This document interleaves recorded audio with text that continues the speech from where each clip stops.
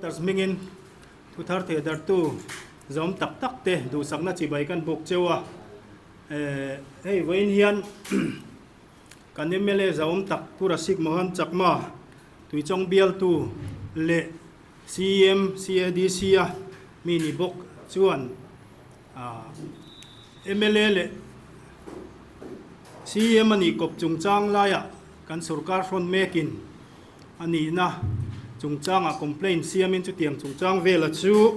ane na hian in complain oma chung te han soi fia na le chumi a thiama chan na chung chang te kan an puang zar don ani a phei mani lama hi tin chu ti rualin kan ex minister zom tapuro ba ro moi roi te le kan MLA ni mek bok hi hun masalama office of profit chung chang a chu tiang chuanin ani hi ZPM bok khan thu buai ang deuh thoin hek na te han thlen to chung chang teng te chuan soi fian hun kan han nei don ani a venia bengwar thak veu tura kan ngaya tin hun masalama press conference te kan nei to thina kan thu le lamin puanjar sakna lom tu kan soi non le a tuna kan thu le la te po adar zau te yang bera min han puanjar sakle turin kan ngen du bok chewa tin puro ba ta hi MNF kan president thar MNF thalaya ania in pura sika hi kan advisor ani boka in thanglama puro ba thang chia mi hi walal mangai kan secretary ania thang le mi tlangwal thaki mai kan joint secretary ni in ka chakami hi pubilal machuana pubilal mangai zola kan secretary thar ani bok ani to tiang chuan tuna in ma tiang hian in hun kan han mangdon ania pura sikan an soi masanga tul langte chu tiang chuan puro ba tan on soi chunjom le engemon in chan ngai omani pon ni kha khatiang khan kan ti tura ngai taila pura sika somila anin hun an mang tan sela thange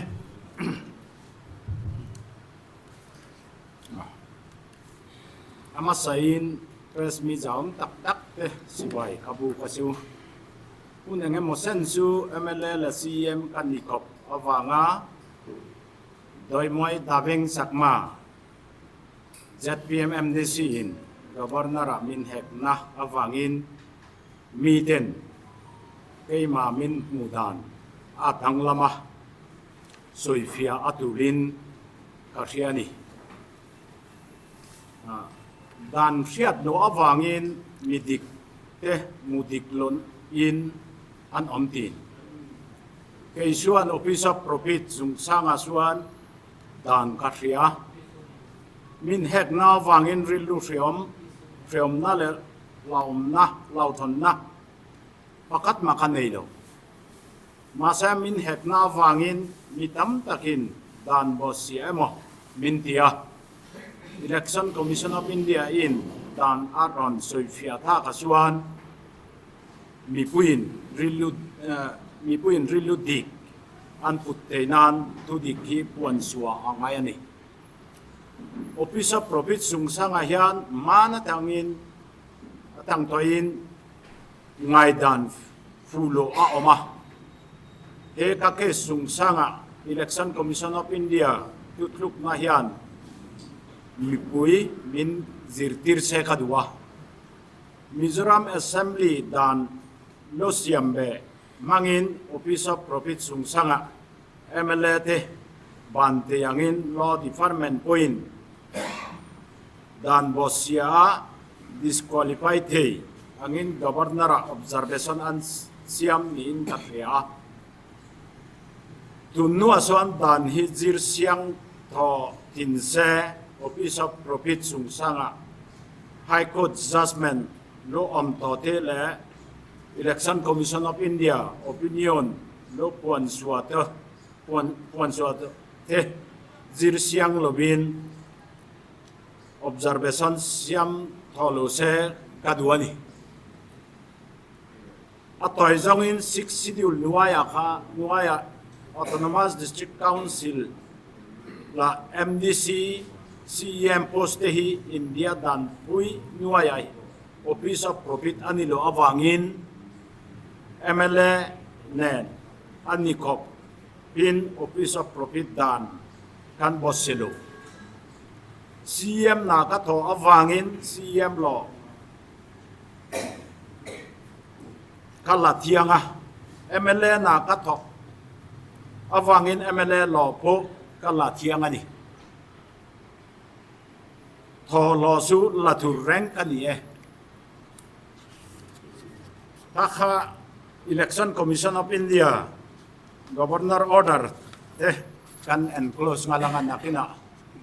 kan press me zaum tak tenena sem anianga kakapo kan tiltela ni adot le kasoy dusu kabula turang kan ex minister le hasek bial tu MLA ZPM party an hek na sum sang hiania apa farmin sorkar na contract atau awanga puro wata hi Office of Profit dan bosia anpuani anpuna points rang te isiain azir sian nuwa puro wat romoya roite hian dan aboselutin gobernur nena order tisuak turin Desember sangni somni patumkan siat tirania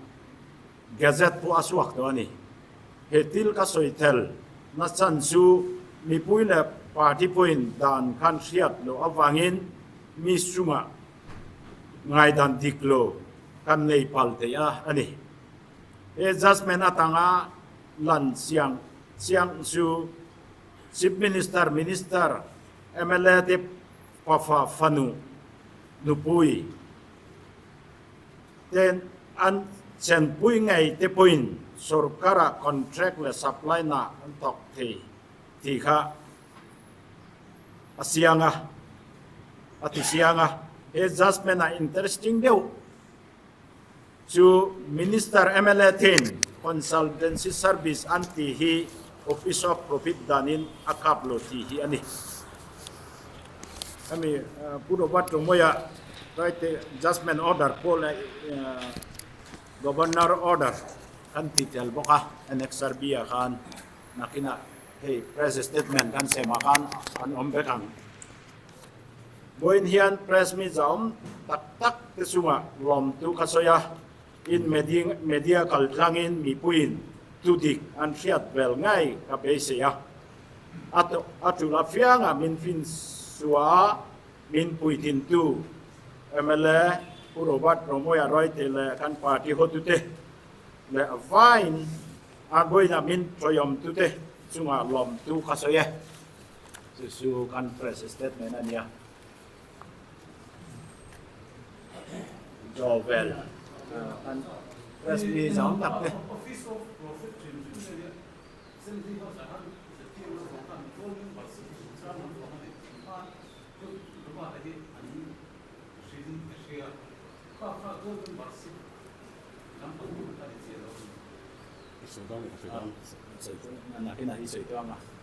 Dual membership hi le Office of Profit sang dai dual membership hi entirnan MLA nita state tam takason MLC po omani Member of Legislative Council panian kan kinsuan kakat dual membership tin MLA pakatin konsunsi pakat bak emo state da nga MLA anisuan kakasu Office of Profit ningal mai MLA ka state da nga MLA ni boksuan dual membership an tidalay taki MLA le MLC kopsuan ani helai MDC tenen kan til inanglo de anglo lutu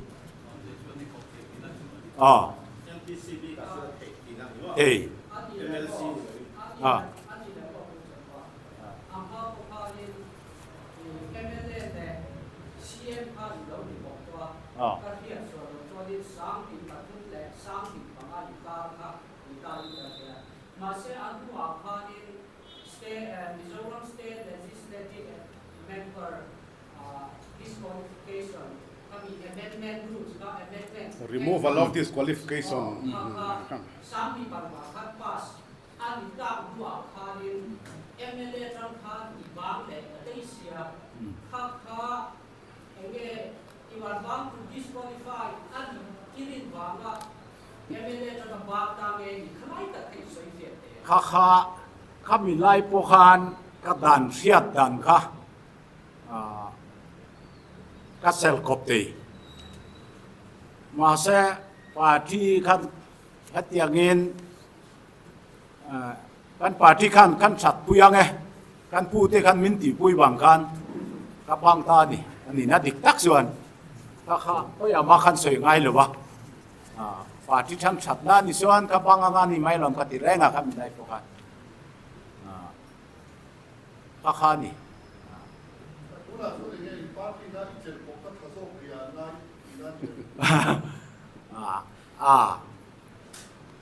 Tilte so ahun le hun zirin atul nahi omtina tu nasuan om kop tepo kan mamo beto in kakap tu dang nisela he dan hi abik takin Mizoram ahian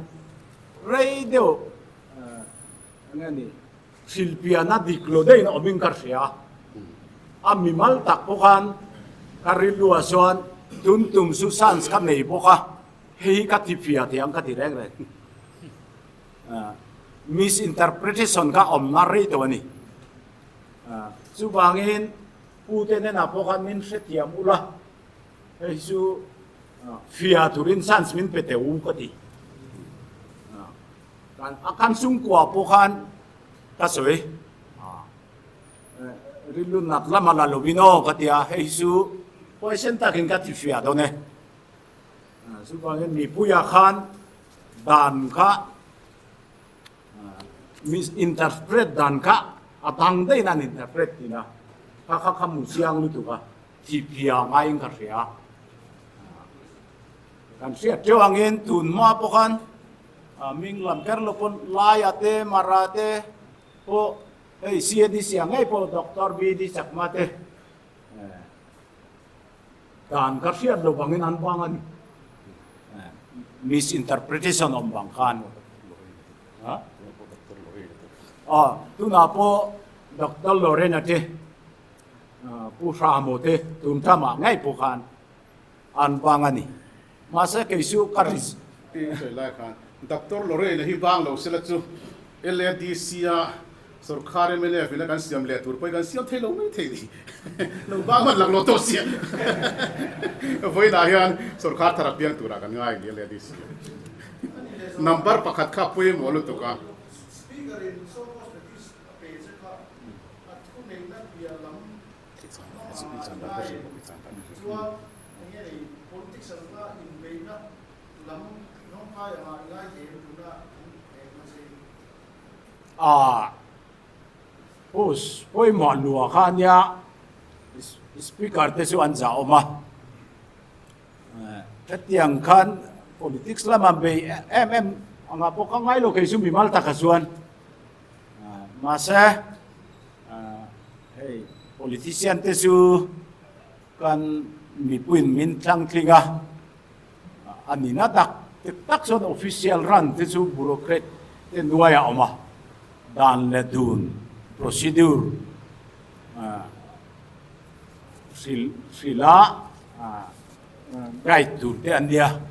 kaka engtingnya office kalsung kasu karselo ba ama jurisdiction nilo pui ka engetenge min so cause notice peni kaka asan su karselo be ithan dan ka ro ithan in ka so cause notice min su apokan appoint masabera suan Article 192 hi siarila dan po siya tangay lobin speaker jurisdiction nilo su asiyangani tiin point katnakan kasanghengani asan su Article 191 aswa 92 aswan MLA tu tenemo disqualification turin disqualification na question of tasela katil ka sorry governor akan rifaranga governorin article 192 sub-rule 2 angin election commission of India akan at peyanga at opinion adilang election commission of India in opinion peyanga kami zulzuin governorin action lang tiga omani constitution akan subangin nge katiang komplain om ta kasuan daringot ti lobin hanjot bereng lang tiangan tinggal ni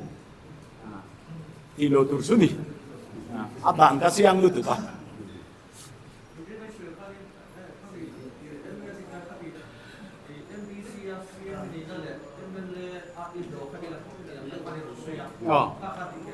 어디 아산수 나 나현 코야 마현 아트로닌 덕로티가 엄루랭레 나간 덕수한 간 조원이 수한 덕 조원이 수한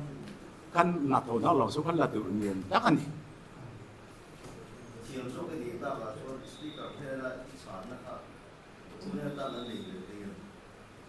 keng lỗ lâu à tin là hàng keng lỗ Biển chút thì may rồi ăn sao mà cấp bèn siêu hay mi zo kan kan hoang à kan xerox sang à cái thằng kan đạp à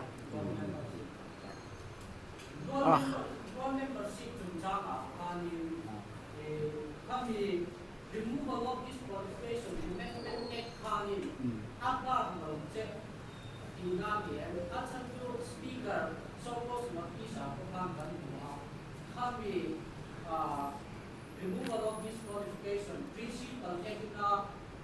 MLA te Arwala CM Article 191(1) MLA nito suan office dang profit omte ahol tu anilo ika oma katakan attesting masaber tursu tupo office dang hol tasela whether it is an office of profit or not tikani masa election commission of India ang lo din kami constitution akan office of profit hol turani lo ti ruan kan atang omlesu under the government tikani one should not hold any other office of profit under the government. A government dia kan heta kok su state government mo central government mo. Autonomous district council tehi government kan nilo. Local body kan ni. Hei su kai maso ya nilo. Election commission ni nasoy. Constitution ni nasoy. Kakasu mani ngay lang ni may sala masa election commission jasmine aswan it is not an government. Nia po chairman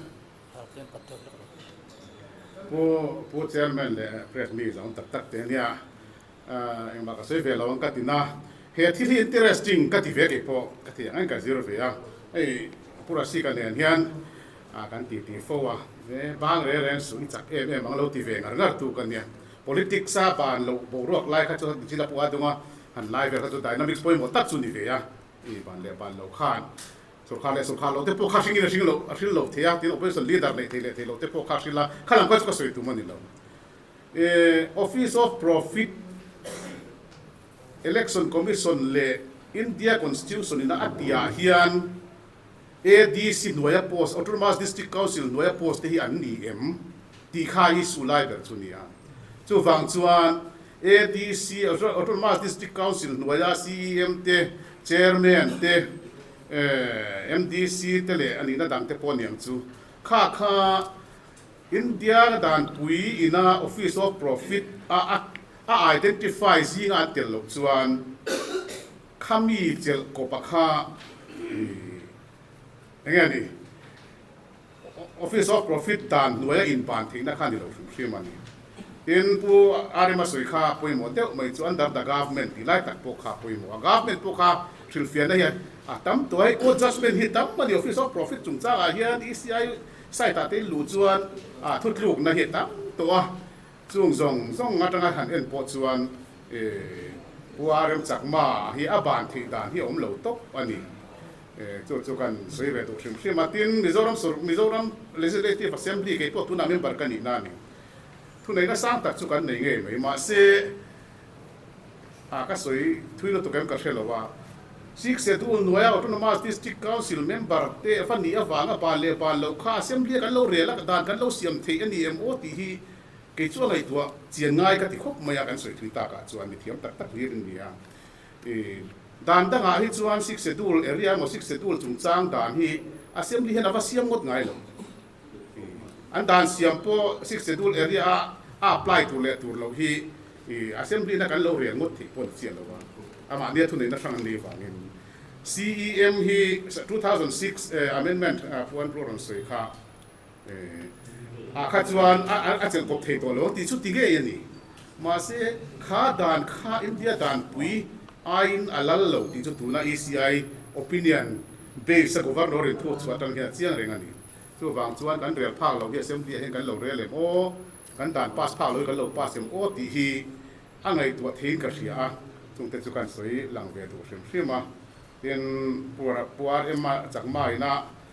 member dang te pon han bang sap sapa MLA ania pu ramo te pu lo re na te MLA zam tak tak te pu are ma chuan ka pula nge po hian soya ke nge po hian ba re su Meghalaya po MLA palila idem ti sin chel kopa tina ma po Meghalaya CM pusia ma chu MLA ni chungin PIL te pon submita ko ta ten kala ECI point hiam chana nangi di wanga iban ECI thiam lo chana chan tu hi om lo re te ka te pusia nge po ko su phone ve ni chu wang chuan helaya ama voina press statement na nei da chana ro chu ka ron soi fia pui duwa hete ka thiam me tia hetia in luling le mo zong ni re lo wa I mi pui hian dan hriat lo wang hian ngai dan dik lo hi kan nei thina mi dikreng te po dik lo in kan ngai chang te po oma bang mi alo tur te po apa tikang ya banang o te po hi min ti deu in ka sia office ten ka ta pe chon ba MLA bang tur mai ang te hian min ngai te tia voida press conference te po kan president le legislature party po kan ngai tua ani hian ne se kan ti da san po hi mi puya hian Office of Profit chung chang hian hriat chian hi ngai riawa chu kha mi pui ten ang hriat pel phana ni ta kin ti ama so yang che khan kha kan party po kan ngai ta na ni ti kha kan soi do ve hrim an Office of Profit Lisa Khan a po sa khatel lo chuan lo lak ti te kha chu Office of Profit Lisa lo na chuan lo kha chu a la nga mi tham sa in lo ai lo poi lo kha la don taw tham sa kha Office of Profit ta tel lo chuan lo kha la theya a thok thei lo ka kha ni nang renga chu bang chuan a issue zok chu CEM MOMDC mo hi a post le a organization ho Office of Profit a hela telling ti zo kha a poi mo a tel lo kha chuan lo la kha chu a chensa mai ani ti kha kan sei do tel party zong le politics dynamics la engom kha zo tel de kha oma pu arem chakma hi kan party na kan ngai dan chuan a ban lo a CEM ani hi tha kan tia tun china hi chuan anan chu number kan mo so la ya son kan in sa lek fu mai ni tu ra chu kan tam le de flek to pa SPP ma trin panin don tu thang le wa ngin tu wang chuan khatia ta thei kan so kha ko ta thei dera lai po kha ni thu ta thian min chan ve ni ti te po kha kan soi du wa kan MNF tan chuan nge ta ka thu thi poi mo ve hrim ani ta na nga thu ni pe lama den party in pakha zo ka chuan ba ro mi da om ve ro sen ti chuan ani po hi khana bang me yang kha ka chu ma pu na lo ti to tu lai chu kan soi ve de tu di chu helaya Mizoram danin CM le MLA a kop thei lo ati kha chu ECI chuan a kop thei chiange an ron ti ni ber mai Assembly Speaker, board membership to so close to case of action.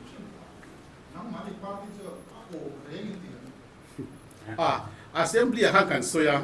kay po khan ka soy nual assembly session akan hey chu speaker tu nei na pon di lawa speaker parview pon di chia lawa ma se kha tan mang chu tu nei na chu ani loi si ni kong nei la ma chan ma se kay ni kha chuan perspectives zao zo ka teng le India constitution context atang kan kay kha chuan ka ngai tu a India constitution in office of profit chung changa tutlung na siam tu chu ECI ani ti article 191 le 192 a chen takina zia ka helaya Mizoram local act kan lo siam vele amendment kan lo siam kha ompok ma se he chu ti tu ro lo nga kan han ti mai kha nia kha mi chung changa khan kan chief minister za om tak pulal du oma min chan dan po kha a bung tek tok khop maya speaker la du le ba na du lo le a khoi te le ban lo nga speaker in removal of this qualification of ngani MLS ti dana tangin speaker thu ni khati te amaya kha khan chak te po hian ti duam sa tang chutan hian ti te po kha kan sei ve mai tu ni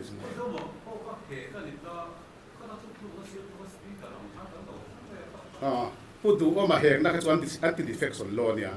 office of profit le anti defection law kha chu hlang te ya anti defection law kha chu India constitution na schedule pakhat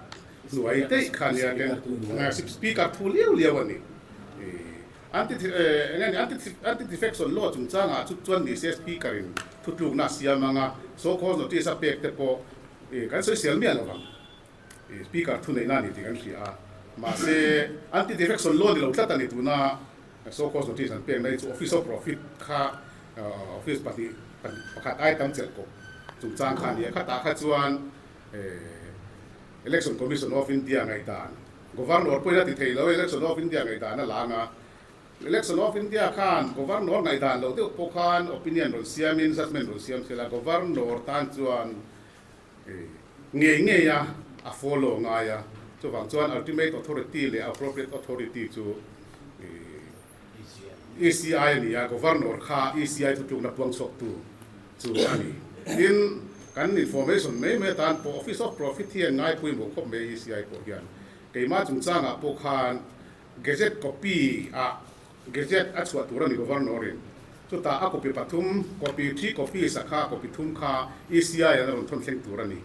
confirmation atan te pon yang a ti te kha on thapa tu na po hian voila te chuan puarem chakma hi nimina order chu ka voila te chuan gazette copy te po chu ka nga ECI a po thleng a gazette copy kher khan du ni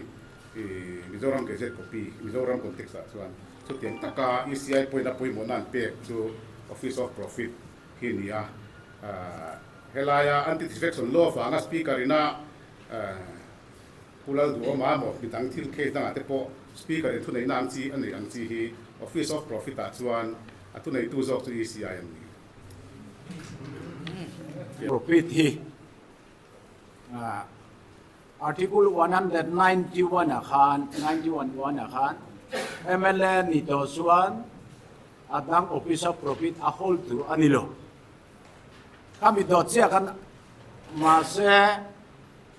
certain post engemo assembly na thula tisuan a disqualification ka removing dana siam te ani ti ka umta 1975 akan kang lakan CM post te MDC post te hi office of profit mo kan tia subangin removal disqualification removing o money 2006 akan hesu kan umit doang antia dia su office of profit nilona nakan 1975 kami removal of disqualification act akan Cita puan ruana Titel karang 2006 an amenity kan ya 1975 kami kan titel karangailo asan su office of profit nilosa nisa ho ka remove tu adik cia assembly in Lusuan Susuani subangin kami amendment bangkan kan ang lo na turka ang na effect om lo asan su office of profit nilo te om lo om jan nei